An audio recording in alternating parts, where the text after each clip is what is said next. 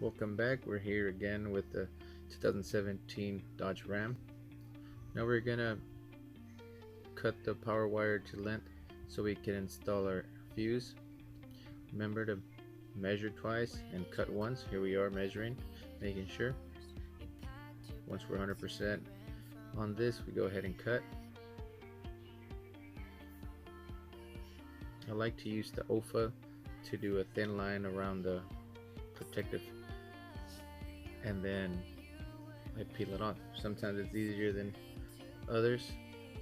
I was struggling a little bit because it had a dull blade on it. I had been using it, and then I just twist it off and we're ready to go.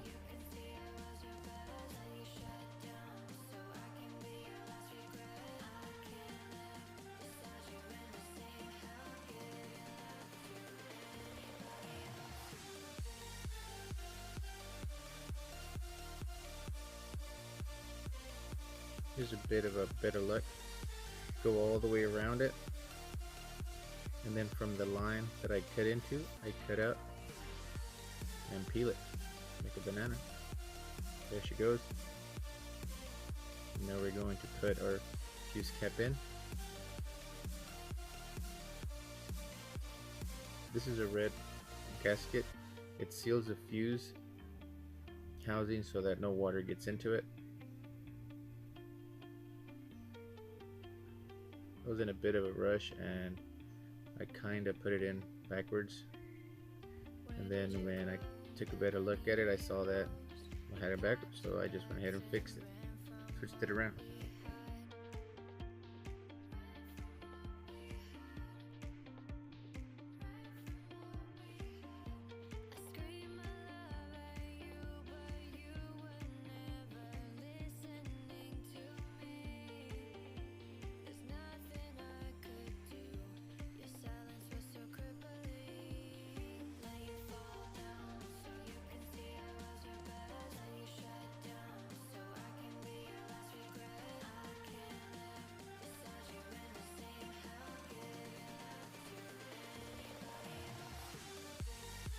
When I tighten down the bolt, I like to make sure it's nice and tight.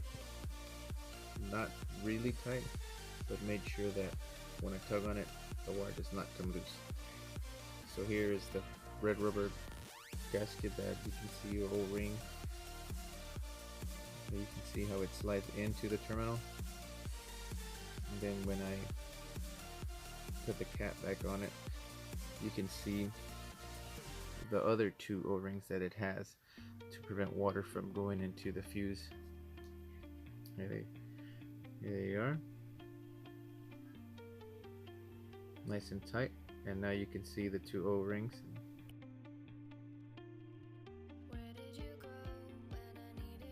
And now we do the same thing to the other side. Fuse cap, the rubber grommet, twist it,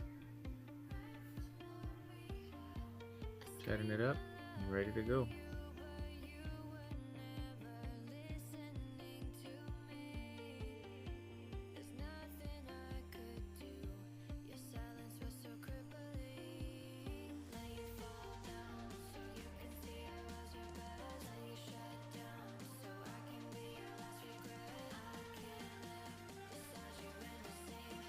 Now we're going to place the ground cable, and to get good connection, we're going to grind off a bit of the paint, get it down to metal so we can make a great ground. We don't want it to short out or anything.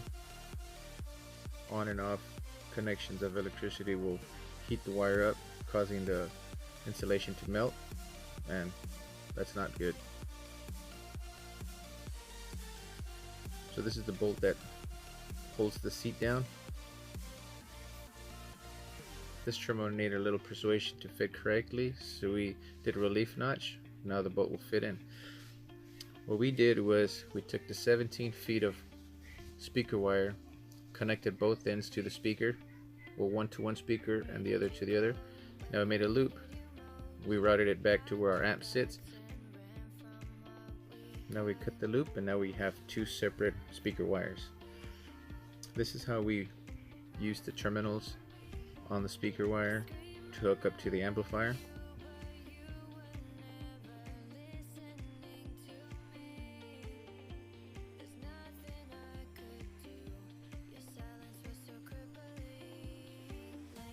all very simple connections.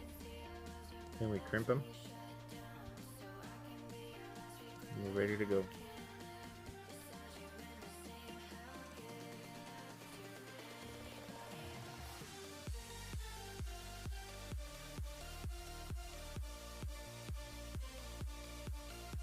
And here we have all the 4 connections ready to be connected to the amplifier.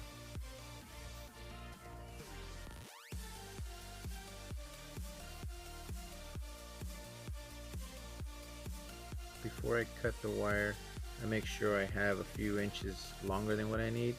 That way when I bend it, it looks really nice and neat. Make sure you measure twice, cut once.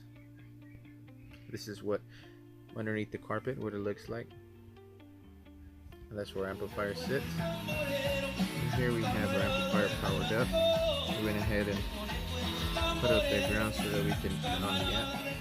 And I like to put all my trash in one bundle. When I'm cutting and stripping, I throw it all in the same place. If you guys are listening through headphones, you can hear the difference when the bass kicks in, when I turn the knob. The door speakers are producing bass as well, but it's not the same bass that subwoofer would produce. I have a mid-range bass that a woofer produces. It sounds good inside the cab, but whenever you have your aftermarket subwoofers, you're filling that gap. This isn't a competition sound by any means, it's just something that'll stay in your cab. You can notice how whenever we step out, the bass disappears. I like to listen to different style of music. This is just different genres. I like to see what the speakers do between different frequencies that the different genres produce. It didn't sound too bad, it was okay.